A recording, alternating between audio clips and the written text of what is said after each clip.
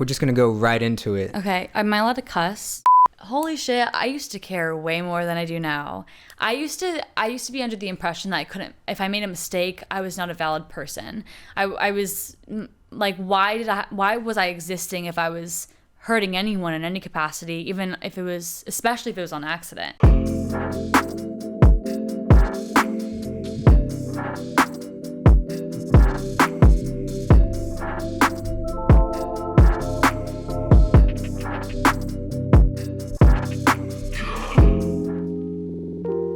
Where's the line of how you stop caring about how you are perceived or what people think of you versus still holding on to vulnerable parts of yourself? So I think like sometimes holding on to vulnerable parts of myself is like kind of a superpower a little bit, just because I get to control my narrative and stuff like that.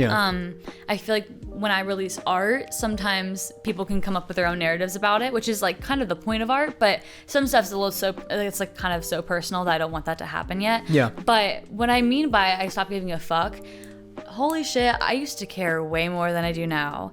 I used to be under the impression that I couldn't, if I made a mistake, I was not a valid person.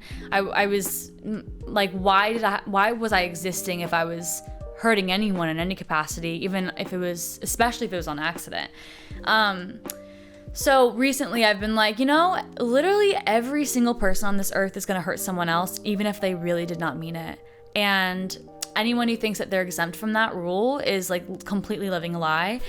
No, delusional. It's completely. And they might be thinking that.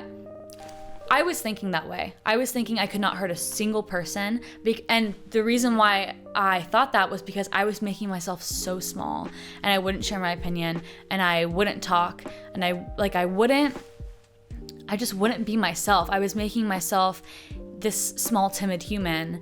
And then once I started to kind of break out of that and find my own power and like my own person, people fucking hated it. Like I was called so many names, pushy, a bitch, like all of these things just because I had opinions. And I think that kind of started pushing me back in my shell.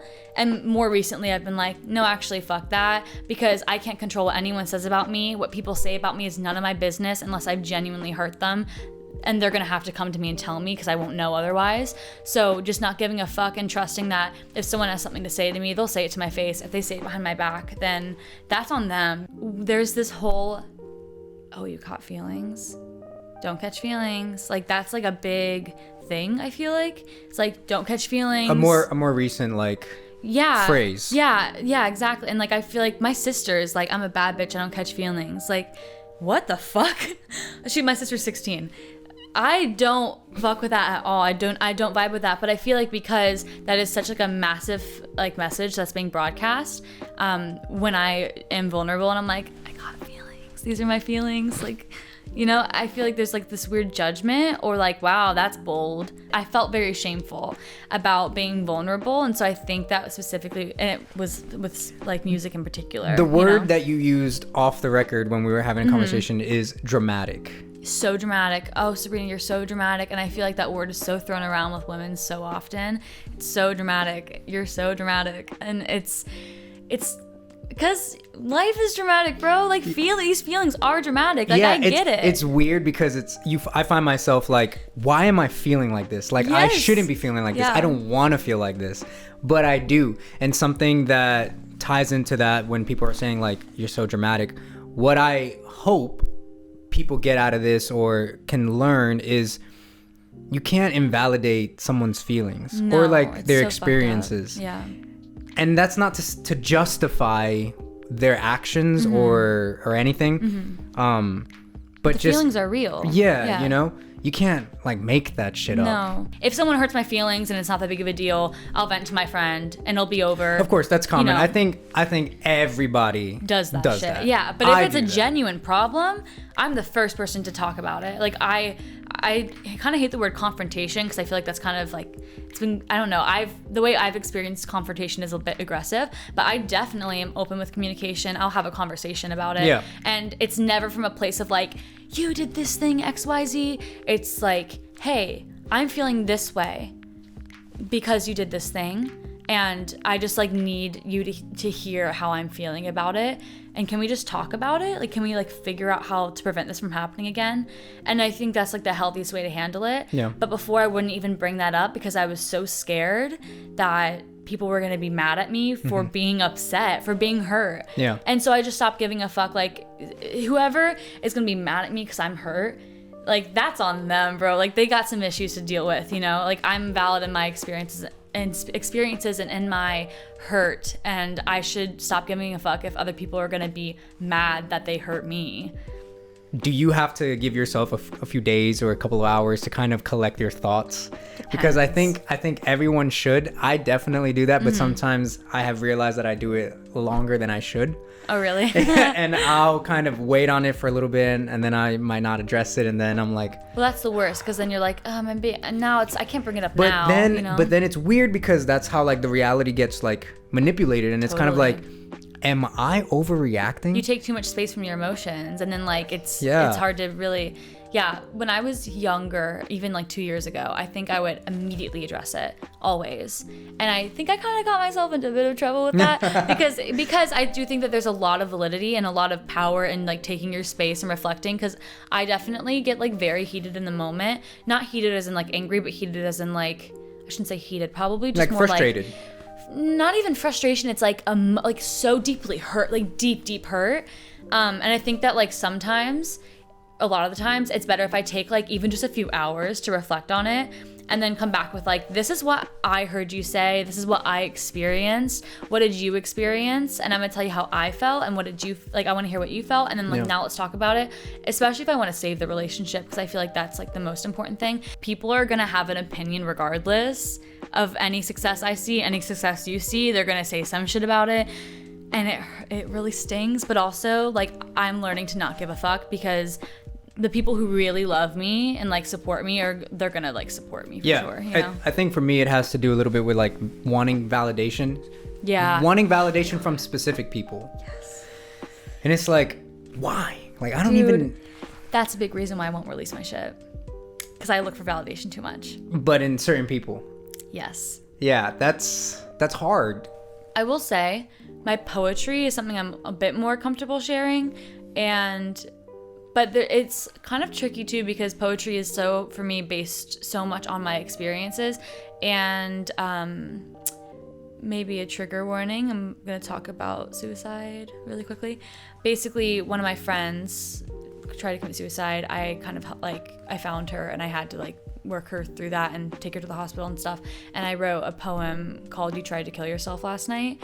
And I would honestly say like it perfectly encapsulates like that feeling of like finding someone. And I know other people who have experienced that. And that art, like that piece of art, is like to me something I would love to share with people. But this was years ago, but it's just so personal, and it's such a fine line of like sharing that with anyone, just because we have mutuals and like that's her story to tell and stuff. And I'm being super vague for a reason, you know? Yeah, of course. But yeah, and I think honestly, if we're gonna get really deep here, because I feel like why not? We're talking about being vulnerable. The past year was really bad for me, and for the first time in my life, I like think I really experienced like deep depression enough to like not really want to be alive. And at school, honestly, like this can all go on the record, but at school I was like in between classes calling the suicide hotline, and I was not okay. And a lot of it came from like expectation of like expectations of society. It sounds so weird, but like I had gotten really sick. I still don't really know like why, but I gotten really sick and I gained like a ton of weight, like 30 pounds. And like I didn't feel good. I did not feel healthy. That was like one part of it. But the other part of it is like I'm an actor and I'm a woman specifically, and like expected to be this like skinny, pretty thing. And I remember reading back at that poem, and a large part of that poem is like stay, like I hope that you stay this time, like we're so lucky to have kept you. And I remember reading back on that and being like, I don't want to put someone else in that position about me. And a big thing that I feel like quarantine kind of did a lot of good for me, because I should not have been at school. I should have taken a leave of absence, but quarantine forced me to go home, forced me to be with my mom, forced me to be with my sisters and my sister and my brothers. And before I lost the weight, I had to come to terms with like I am like of value before any of that. Like a lot of like my depression and shit was coming from like I'm an actress and I'm expected to have like there's a crazy beauty standard. Like I feel like the Angelina Jolie is like what I picture when I think of like the standard for actresses.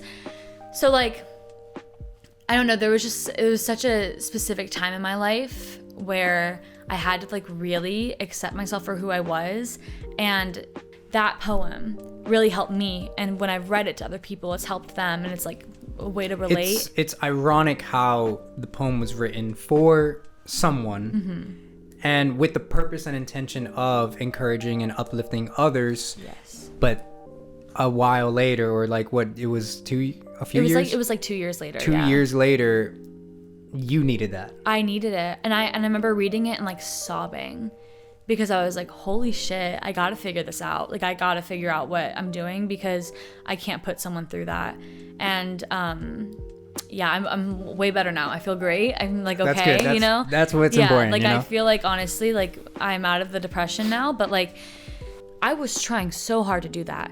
I literally couldn't. Like, I couldn't do shit. So it's, like, it's so difficult. And it's, like... There was something I wrote, actually. This is like, it got exactly what I was feeling, and this scene is the main character, which I'll probably end up playing, and her best friend, they're sitting in the bed. They just got out of the pool, and they're kind of like lying, and it reminds me of like high school. Like I just had this image of me and my best friend like lying in my bed after we got out of the pool, like in our towels, and we're like kind of staring at the ceiling, like talking, and like somehow we've gotten like super deep. So like what I wrote down, and I wrote this as I was falling asleep, I was speaking it, so I got my voice memo app out and I recorded it, so I just wrote it down today. But I wrote, and it just sucks. I spent almost a quarter of my life in Chicago now, and the last year I spent there was just absolute hell. And I didn't appreciate it the way I used to, because when you're depressed, I didn't want to be seen. And because I didn't want to be seen, I wasn't looking at anything. And I think that's the worst way to lose time. Because I can tell you that time has passed, but I have no idea what even happened, because I was just existing, and I wasn't experiencing anything. And I'm so scared to ever feel that way again. And I'm almost afraid to admit that I'm happy, because, well, there's two reasons. Part of me is afraid to admit that I'm happy because it feels like people don't want me to be happy, or I feel like happiness is this selfish emotion to have in our world right now when there are so many bad things happening. But in another way, I'm afraid to admit I'm happy, because what if I'm not? And what if the sadness and the loneliness and the helplessness is just sitting under the surface, waiting for me to be vulnerable and waiting for me to trust that maybe I am okay. And then it will just like reappear and bite me in the ass. And if that happens, I seriously don't know how I'll recover. So I don't know if I'm happy. And that's like one of the, and I feel like that completely like gets exactly like where I'm kind of at right now. It's like I am happy, but like it's so scary to admit that, because if I admit I'm happy and I come to terms with the fact that I'm happy and I let myself feel all the genuine happiness, it's gonna be so devastating if I don't feel that way again. Like I seriously, I get so scared of the loss of that happiness. And I know that like life is an ebb and flow, right? So like bad things happen, good things happen. Different seasons. Yeah, right, exactly. But I think that because I'm genuinely feeling so good, because I feel way more confident in myself. I feel pretty. I feel super beautiful. Like, and that was really hard for me for the past year. And like, I'm starting to feel more confident and comfortable in my art, and I'm like getting more comfortable with film and stuff like that. But like, what if that all goes away all of a sudden?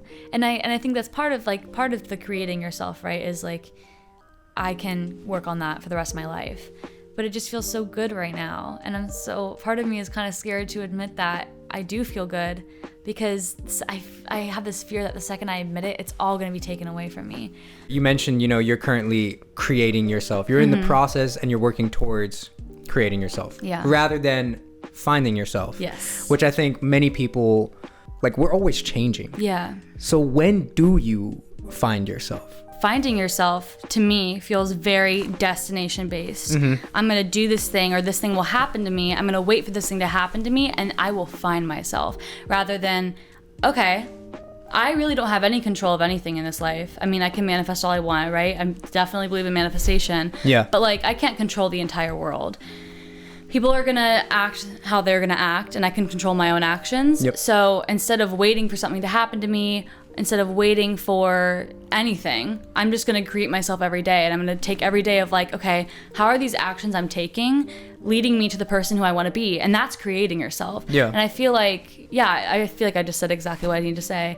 Creating yourself is, you have so much power when you do that, rather than finding yourself, because that's so powerless. How do you not, like, you're going to find yourself because you have no idea who you are. So you're just going to go find yourself. So what are you searching for?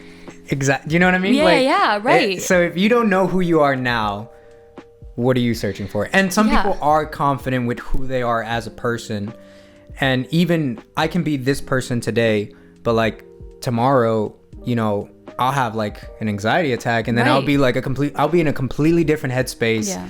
And that could keep me in this like really negative, like shallow place for 2 weeks, just because of one thing that triggered something, you know, like, so I think what you said, having power to create our own realities, like instead of opportunity coming and knocking on our door, which it does, don't get me wrong, we still create those opportunities. Right, exactly. And I think that when you are choosing to create yourself, you're also, I think of it as like information reading. So like the example of the anxiety attack, oh my gosh, I have terrible anxiety.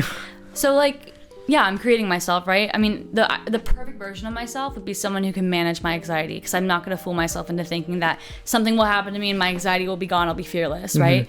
But like every single time I have an anxiety attack, I can really reflect and be like, okay, what triggered that?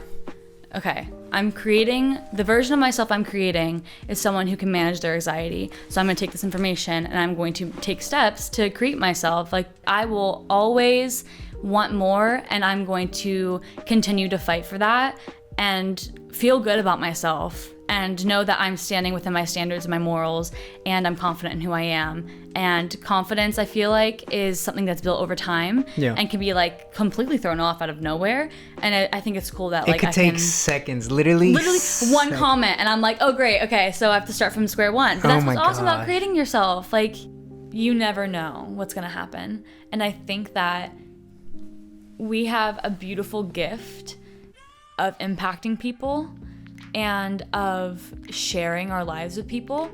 And that doesn't mean that it's always compatible, and that's okay.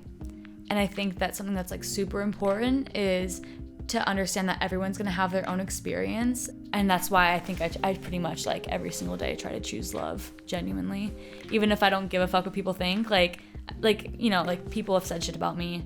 It hurts, but like I do love them. I seriously like can genuinely say like I really do love them.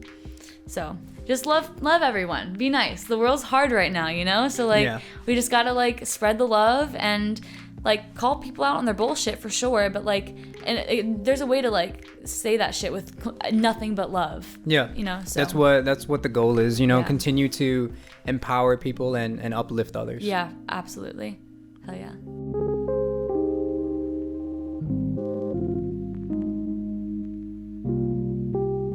I think that admitting you're joyous or admitting that you're proud of yourself about something is so vulnerable. It also comes off as very full of yourself too, I think. It can, yeah. It can for sure. Why do we operate like that though? Like, why can't people like themselves? I feel like it's so weird because I always hear people preach, love yourself, and you start loving yourself and you're like, yo, fuck you, bitch, you're ugly, you're fat, you're this, you're that, like, you're untalented. Like, it's like, whoa. Well, so what do you want?